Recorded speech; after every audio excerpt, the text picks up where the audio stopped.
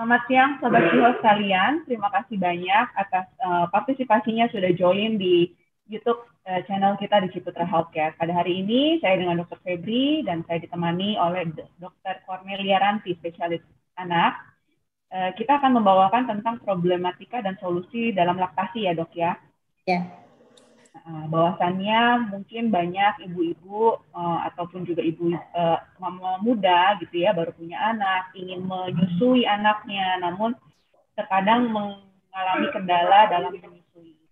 Baik Dok, tanpa berlama-lama, ini sudah ada yang masuk nih Dok di channel YouTube kita pada siang hari ini dari Moms Double J menanyakan, Dok izin bertanya, apakah jika kita memerah ASI kita, ASI perah yang kita perah saat ini bisa kita campur dengan ASI perah dari freezer, Dok? Oh ya. Gitu. Pertanyaannya kalau misalnya udah ada ASI perah simpanan di kulkas, kemudian ibunya baru memerah, nah itu sebaiknya tidak dicampurkan dalam satu botol. Jadi kalau misalnya memang mau berikanlah yang fresh dahulu. Kemudian ketika masih kurang diberikan yang dari simpanan di kulkas. Seperti itu Dr. Febri. Jadi untuk ibu-ibu muda, untuk yang ibu-ibu yang bekerja gitu yang menyimpan ASI-nya, alangkah baiknya ketika pulang bekerja langsung berikan ASI secara direct breastfeeding. Jadi secara langsung biar bayinya tidak lupa menyusu, minum puting tidak lupa kayak gitu, dan kontak antara ibu dan bayi tetap ada. Menurut saya seperti itu, Dok. Banyak. Lalu Dok, bagaimana sih Dok caranya kita mengetahui bahwa ASI yang sudah kita berikan kepada bayi itu cukup, Dok? Iya. Apalagi kalau kita direct breastfeeding. Ya, kebanyakan ibu-ibu tanya, apalagi baru lahiran minggu pertama, kadang pertanyaan yang sering muncul itu adalah, Dok, ASI saya cukup nggak ya? Gitu. Nah, itu khawatir ASI-nya nggak cukup, belum keluar, apalagi anak pertama. Nah, itu kita bisa evaluasi ASI kita cukup atau tidak, itu dari pertama, setiap menyusui pipisnya minimal buang air kecilnya 2 kali. Itu ditandai dengan itu. Jadi yang dievaluasi dia sering pipis, dia sering buang air besar. Nah, itu berarti ASI yang diminum oleh bayi itu cukup. Tapi memang harus diedukasi ke ibunya. Untuk ibu-ibu yang pertama adalah untuk 10 hari pertama ketika bayi itu hanya ASI, full ASI, itu berat badan akan turun. Dan di hari ke-11 baru berat badan akan naik. Begitu. Jadi dipantau juga melalui berat badan. Jadi kita evaluasi apakah kualitas ASI-nya oke, itu dilihat dari berat badan. Oleh karena itu untuk ibu-ibu muda itu alangkah baiknya kontrollah bayinya untuk ditimbang biar dinilai tumbuh kembang bayinya. Seperti itu, Dok. Saran untuk menimbang bayinya berapa periode, Dok? Maksudnya apakah sebulan sekali cukup? Sebulan sekali cukup ya. Jadi saat imunisasi sekalian dokternya itu pasti saat imunisasi akan menanyakan pertumbuhan, akan menilai pertumbuhannya melalui berat badan, tinggi badan, lingkar kepala. Kemudian juga dilihat perkembangannya udah bisa apa, misalnya jangan sampai tidak diperiksakan, terus dokternya tidak periksa juga. Nah, nanti ada yang disebut dengan keterlambatan perkembangan. Seperti itu, Dok. Baik dokter, makasih banyak. Ini lagi ada yang bertanya ya dok ya. Kalau ASI kita itu bentuknya tampaknya kayak cair gitu dok. Itu baik tidak sih gizinya? Ada yang bilang tidak baik, kurang bagus, ASI-nya terlalu cair gitu. Itu benar mitos atau fakta dok? Oh, kalau seperti itu tidak bisa dinilai dari, maksudnya kalau cair berarti kalorinya kurang, atau yang bagus itu yang kental, tidak seperti itu ya. Jadi tetap mau cair mau kental itu tidak masalah kan, yang dinilai memang kontennya, dilihat dari tadi saya seperti jelaskan sebelumnya dari berat badan lah, berat badan baiknya gitu. Jadi harus dipantau nih, nggak masalah mau ASI-nya encer, kental gitu ya, atau ada yang warnanya aneh gitu ya. Kadang orang tua kan bingung ya, ini kok warnanya ini bagus gak ya, saya mesti kasih atau enggak. Jadi ya kalau saya saranin tetap ASI yang utama. Seperti itu. Baik dok. Terus dok, kita juga suka dengar nih dok, ada istilah tentang growth spurt. Growth spurt itu apa ya dok? Growth spurt itu jadi ada memang beberapa fase masa di mana anak-anak bayi itu memang membutuhkan ASI lebih banyak. Jadi growth spurt itu jadi lonjakan pertumbuhan pada bayi yang terjadi di awal-awal bulan pertama setelah kelahiran. Jadi itu misalnya ada berapa hari itu biasanya berlangsung 2-3 hari itu anak misalnya ada tanda-tandanya malam jadi sering menyusu, dia lebih sering lapar atau lebih rewel dari biasanya. Nah, itu biasanya pada usia-usia misalnya 10 hari pertama itu saat 2 hari dia mengalami growth spurt, atau usia 2-3 minggu sampai bahkan ada yang 9 bulan pun masih bisa mengalami yang disebut growth spurt itu. Ya, tapi itu durasinya hanya 2-3 hari, lamanya pun paling lama paling 1 minggu bisa terjadi seperti itu. Tapi ya ibu bapak ibu-ibu nggak usah khawatir gitu ya. Jadi tetap harus disusuin. Gitu, Dok. Baik dokter, thank you. Lalu dok, kalau misalnya tentang suplemen penambah ASI nih dok, itu sebenarnya apakah benar ada khasiatnya, ataukah sebenarnya memang kita bisa menghasilkan ASI sebanyak yang diinginkan oleh si bayi dok? Ya, kalau suplemen itu dikembalikan lagi, memang beberapa penelitian mengatakan bahwa suplemen itu tidak pengaruhnya tidak signifikan gitu antara ibu yang mengkonsumsi suplemen atau tidak. Yang penting utama adalah semakin sering disusuin bayinya, produksi ASI itu akan semakin meningkat. Dan minimal untuk menyusui itu kalau bisa dengan posisi menghisap adalah 30 menit. Jadi jangan sampai bayi itu hanya menghisap 5 menit, 10 menit, terus selesai, ibu langsung taruh. Itu yang kita bilang kurang gitu ya. Jadi harus dalam durasi 30 menit menyusui dalam posisi menghisap. Nanti selang 2 jam baru disusui kembali. Seperti itu, dok. Baik, dok. Lalu, adakah kalau misalnya nih seorang ibu ingin mendonorkan ASI-nya, dok? Apakah ada syarat-syarat tertentu, dok? Ada syaratnya. Jadi untuk yang kadang kan memang pilihan utama adalah ASI sendiri, ASI punya ibunya. Yang kedua adalah memang bisa donor ASI, baru yang ketiga adalah formula. Kalau misalnya ada yang donor ASI, kita harus tanyakan itu ada syaratnya. Yang satu yang jelas adalah ibunya harus sehat. Dia mau diperiksa untuk screening, misalnya untuk HIV, hepatitis B, kemudian hepatitis C, sifilis, atau CMV. Itu adalah penyakit yang bisa menular melalui ASI. Nah, setelah itu, tapi kita harus kembalikan lagi, apakah si ibu yang pendonor ASI ini anaknya tumbuh kembangnya optimal atau enggak.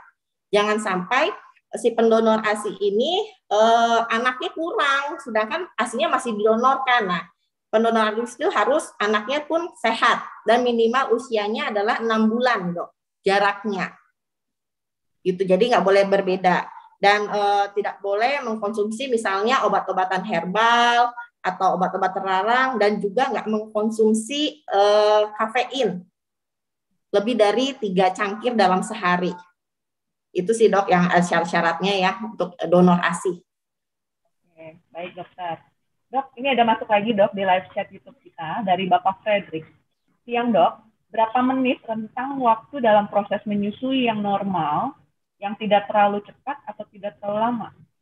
Nah, tadi mungkin Bapaknya ini ya, selamat siang Pak, itu pertanyaannya tadi saya sudah jelaskan. Jadi untuk menyusui satu sesi itu, satu periode adalah 30 menit minimal. Jadi kalau belum 30 menit sudah diam tidak menghisap, alangkah baiknya tetap dibangunkan, ibaratnya tetap pipinya colek-colek biar bayinya menghisap kembali. Kemudian ketika sudah 30 menit, anak sudah tertidur, baru letakkan, dan misalnya baru selesai jam 1 menyusui, jadi jam 3, 2 jam setelah itu kalau belum bangun harus dibangunkan, disusuin. Tapi kalau sebelum 2 jam anak sudah minta, langsung diberikan. Seperti itu, dok. Oke, baik dok. Lalu ini ada lagi dok pertanyaan dari Bapak Uno Tiwa. Yang dok, apakah ada efeknya dok, efek jangka panjang untuk bayi-bayi yang tidak mendapatkan ASI dok, dibandingkan bayi yang dengan ASI? Iya, Jadi perbandingan antara bayi yang ASI dengan yang tidak ASI. Memang saat bayi diberikan ASI, yang perbedaan ada yang signifikan adalah untuk daya tahan tubuh. Imunoglobulin yang dikandung dalam ASI, imunoglobulin A, tidak ada di susu formula. Itu yang membedakan kenapa ASI lebih utama dibandingin susu formula. Mungkin kalau untuk kalori bisa susu formula bisa menyesuaikan seperti ASI, seperti juga vitamin segala macam. Tapi yang membedakan adalah yang tadi saya bilang imunoglobulin A-nya tersebut yang tidak ada di formula. Jadi memang kalau jangka panjangnya anak-anak yang diberikan ASI, apalagi ASI eksklusif sampai dilanjut sampai 2 tahun, daya tahan tubuhnya lebih kuat dibandingkan yang tidak diberikan ASI. Namun kembalikan lagi, tidak semuanya seperti itu, gitu dok ya. Jadi tetap kita evaluasi selama kita memberikan nutrisi yang baik, anak-anak yang tidak dengan ASI pun harusnya tidak gampang terkena penyakit seperti itu. Jadi sebenarnya tidak terlalu berbeda ya. Ya. Ya. Baik. Lalu ada lagi dari Ibu Asna LS yang dokter, apakah perlu penggunaan alat bantu pompa ASI? Apakah direkomendasikan untuk terus-terus dipakai dok, terutama jika ASI masih sedikit? Oh, jadi sebaiknya dikembalikan lagi untuk bayinya menyusui langsung. Itu yang saya sarankan. Karena apa? Antara hisapan bayi dengan pompa itu berbeda. Karena gini, ibu-ibu harus mengetahui bahwa dengan pompaan ASI itu bukan berarti semakin kencang dipompa, ASI-nya akan semakin keluar, malahan tidak akan keluar. Itu pun kalau ibu mau pompa, settinglah alat pompanya itu seperti bayi menghisap, senyaman ibunya. Produksi pasti akan keluar. Tapi menurut saya lebih baik memang direct breastfeeding. Satu, ada bonding dengan ibunya. Ada skin to skin ke bayinya. Jadi antara yang langsung, saya saranin tetap langsung. Untuk yang perah pun, kalaupun ibunya bekerja mau pakai alat pumping bisa, tapi tetap pumping 2-3 jam itu di pumping dan durasinya sama 30 menit. Jadi biar seolah-olah seperti bayinya menghisap, dikeluarkan, pengosongannya tetap ada. Seperti itu, dok. Oke, terima kasih dok. Ada lagi dari Miss Lina. Selamat siang dokter. Apakah pemberian ASI untuk tiap-tiap bayi itu ada beda-beda treatment, misalnya pada bayi lahir prematur, bayi kembar, atau dengan kondisi tertentu lainnya? Oh, yang memang untuk memberikan ASI untuk bayi prematur harusnya sama dengan bayi yang cukup bulan ya. Tapi memang ada beberapa cara untuk dalam menyusui direct breastfeeding. Ada yang kita kenal cradle hold, itu yang biasa. Saya nggak ada contoh ya. Contoh bonekanya. Jadi ada yang berbagai posisi menyusui, ada satu cradle hold, itu seperti menyusui biasa seperti ini. Ini ya. Atau ada lagi cross cradle hold. Jadi pegang kepalanya pakai satu tangan, dok. Kebalikan. Atau ada lagi yang football position juga ada, atau yang sambil tiduran, tapi kalau yang sambil tiduran itu tetap ibu miring, sama-sama miring, bayinya pun miring. Dan itu saya selalu rekomendasiin kalau mau tiduran pun saat usia anak di atas 2 bulan. Untuk mencegah misalnya hidungnya tidak tertutup gitu. Tapi tetap saya sarankan lebih baik posisi dalam menyusui adalah duduk, dok. Jadi memang beberapa macam dan itu ibaratnya mengikuti payudara ibunya ya. Jadi kalau payudaranya besar nanti kita pakai posisi seperti ini gitu. Jadi biar ibu pun nyaman, bayi pun nyaman dan hisapnya benar. Seperti itu, dok. Jadi mau bayi prematur, bayi kembar, sarannya tetap sambil duduk ya, dok ya? Ya, tetap. Ya, dokter. Lalu dok, kita kembali lagi ya, dok ya. Kadang-kadang ada pertanyaan dari beberapa orang tua maupun juga ibu-ibu ya, ketika anaknya kuning atau hiperbilirubinnya tinggi, bilirubin tinggi ya dok ya. Lalu dia tidak bisa memberikan ASI yang sesuai atau yang cukupnya untuk si bayi. Apakah perlu untuk ditambahkan sufor dok? Ya, kalau pada bayi-bayi yang hiperbilirubin atau bilirubinnya meningkat, kemudian ASI-nya belum cukup untuk memenuhi, sedangkan pengeluaran bilirubin itu melalui air seni dan kotorannya. Jadi memang kita tidak terlalu memaksakan untuk harus ASI. Yang tadi pilihannya, hierarki untuk pemberiannya adalah 1 ASI dari ibunya, 2 ASI donor, atau yang kalau tidak ada ASI donor ya mau nggak mau kita memberikan susu formula seperti itu. Tapi tetap pemberian susu formula tetap kita evaluasi. Misalnya khawatirnya bayinya alergi susu sapi. Nah itu tetap kita pantau untuk pemberian susu formula. Jadi memang tidak bisa kita ASI-nya tidak ada terus harus ASI, nggak bisa gitu. Kita bisa tolong dulu gitu ya dengan susu formula. Kemudian ketika ASI-nya ibunya sudah banyak, kita kembalikan semuanya ke ASI ibunya, formula kita tinggalkan. Seperti itu dok. Baik dok, terima kasih. Lalu dok, gimana sih dok, ada cara tips and triknya nggak ya dok, ketika seorang anak sudah umur 2 tahun, sudah waktunya untuk berhenti menyusui, bagaimana caranya untuk weaning with love-nya gitu loh, kalau kata-kata orang sekarang. Ya, banyak ibu-ibu yang tanya, dok nanti mau disapihnya 2 tahun, anak saya 2 tahun mau saya sapi nih, gimana caranya gitu ya. Yang jelas memang harus perlahan-lahan, tidak boleh mendadak. Dan misalnya kita triknya gini, jadi ketika anak itu minta nyusu gitu ya, nah kita bisa alihkan, misalnya jadi dikasih tawarin pakai botol ya ganti ya, ini pakai apa botol atau gelas gitu ya.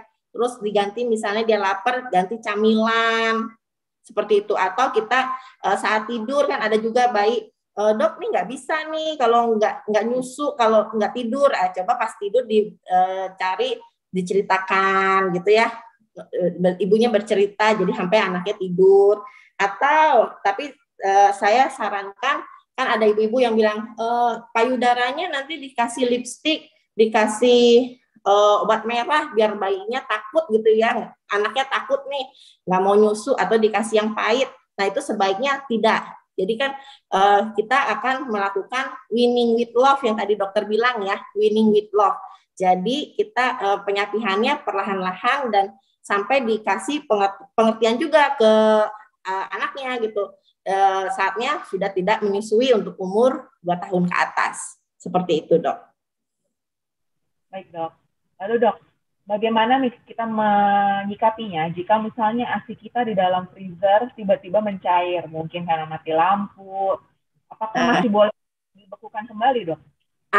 Kalau yang seperti itu udah nggak bisa dok. Jadi kalau misalnya sama seperti misalnya kita habis ASI perah, kita kan hangat nih ya, kita nggak boleh sama langsung ke freezer, nggak boleh. Kita ke chiller dulu, habis chiller dingin baru naik ke atas freezer.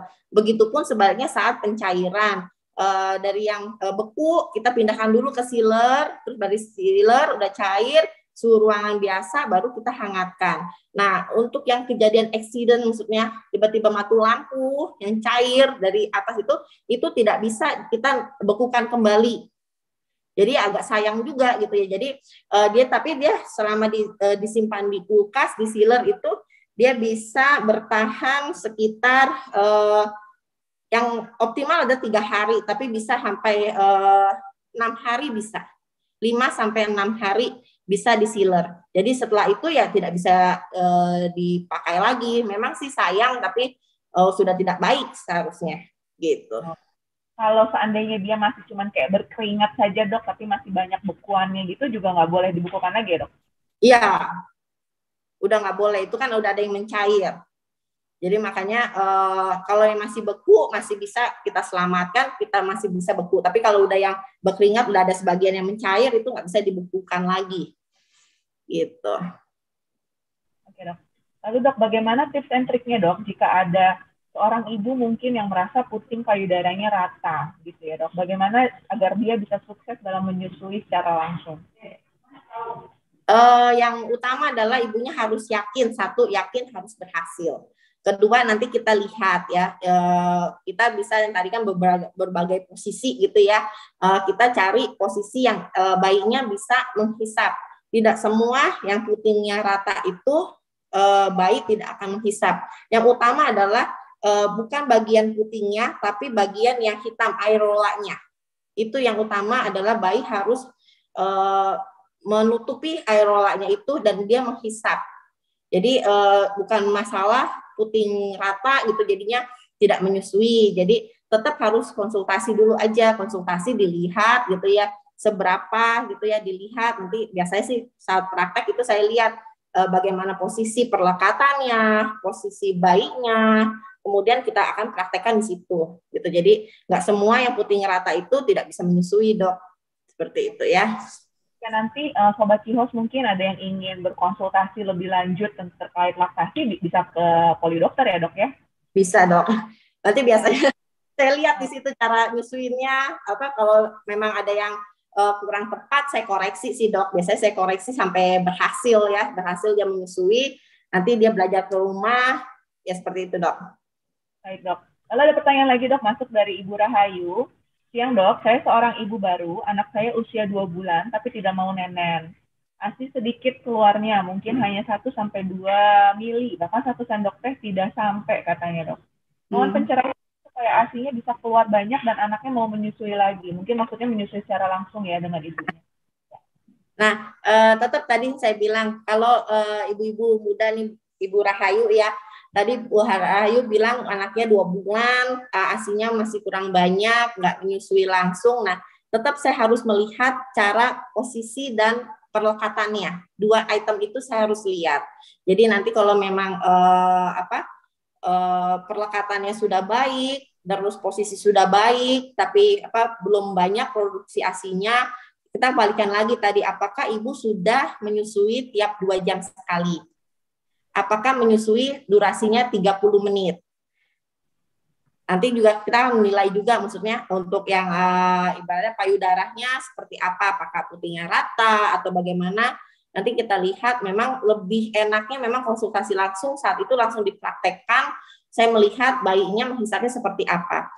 Dan kita juga ada metode yang dinamakan dengan relaktasi. Jadi kita akan membuat ASI ibu banyak gitu dengan metode bayinya menghisap, tapinya nanti biar produksi ASINya makin banyak. Itu ada juga metode kita bilangnya relaktasi, Dok. Gitu. Ada trik-triknya lah seperti itu. Tapi memang harus datang langsung gitu. Jadi saya harus menilai langsung posisi dan perlekatannya. Oke, baik. Baik, Dok. Terima kasih banyak, Dok. Saya rasa karena waktu kita juga yang terbatas ya, Dokter ya. Ya. Sampai di penghujung acara.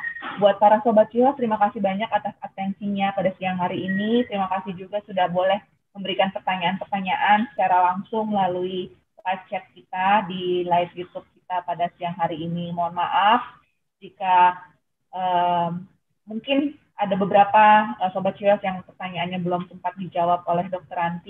Dr. Cornelia. Saya mohon maaf.